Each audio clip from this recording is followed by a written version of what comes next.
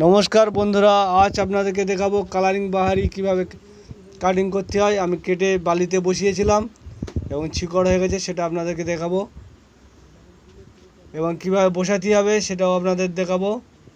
পুরো ভিডিওটা দেখবেন না টেনে এবং চ্যানেলটা সাবস্ক্রাইব করবেন, লাইক কমেন্ট শেয়ার করবেন ভালো লেগে থাকলে।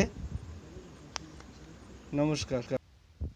আপনারা বালিতে এইভাবে কাটিংয়ের পাউডারটা দিয়ে বসাবেন, সুন্দর শিকড় আছে। প্রত্যেকটা শিকড়ে কোনোটাই বাড়ে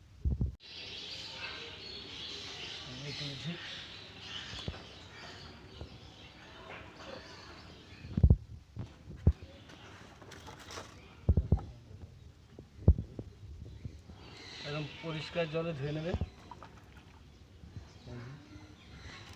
ধুয়ে রাখলাম।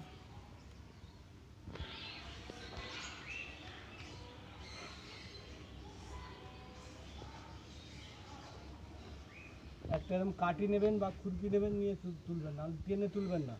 টেনে তুললেই শিকড় ছেড়ে যাবে, শিকড় ছেড়ে গেলে গাছ মরে যাবে। এরকম প্রত্যেকটা গাছে শিকড়ে প্রচুর শিকড়ে, গাছ মরার নেই।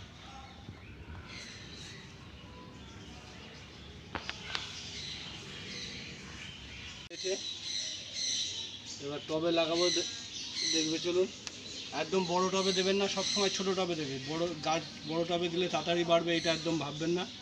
ছোটো টবে দিলে গাছটা ধরবে ভালো আর বেশি থাকবে। বন্ধুরা, এই যে আমাদের ছোটো টব নেই, সেই জন্য গ্লাসে লাগাবো।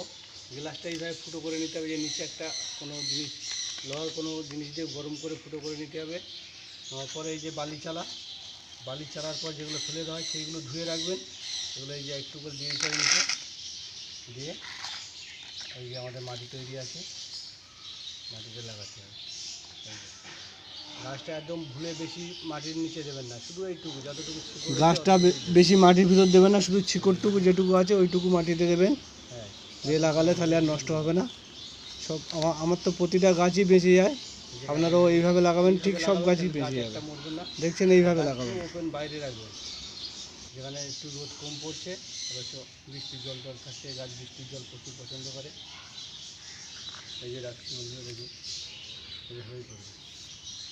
দেখুন বন্ধুরা, আমার বাড়ি গাছগুলো সব লাগানো হয়ে গেছে।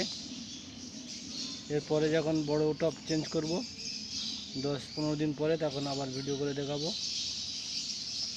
আমার চ্যানেলটা দেখার জন্য সাবস্ক্রাইব করবেন, পাশে থাকবেন।